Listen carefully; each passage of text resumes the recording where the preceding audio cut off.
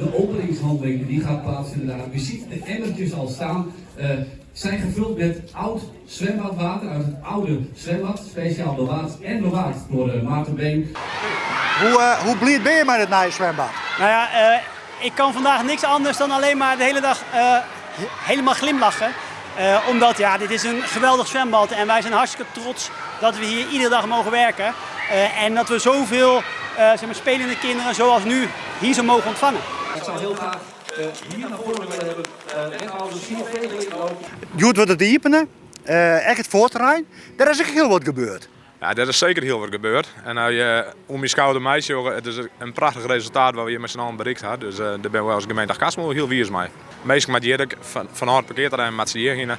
Dus er is een veilige verkeersoversteekplaats in de kam. Dus dat is een van de aspecten die echt heel belangrijk vinden voor ons. 1, 2, 3. Applaus, want hiermee is dan zwembad De Koepen officieel geopend. Hoe belangrijk is eigenlijk een zwembad voor een dorp als Boetenpost? Nou, voor de Dwarboetenpost heel belangrijk, maar nog volop belangrijker voor de regio. En dat beperkt net tot Achterspelen.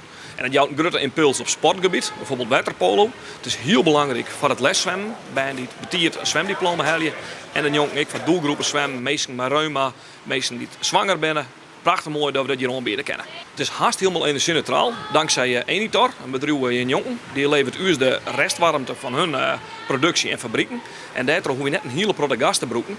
Alleen de gasbroeken als het en heel druk is hier en als de temperaturen boeten heel leeg binnen. Maar de werkomstandigheden van je binnen aanzienlijk verbeterd? Ja, je hebt een mooi ondjip en een jip en je hebt Maleisië en ik. Als je een keer de bodem naar beneden wil willen, dan kan er een stukje naar beneden. Wil je hem omheen gaan, dan doe je hem omheen. En we kunnen dus lessen, kunnen we er nou op aanpassen.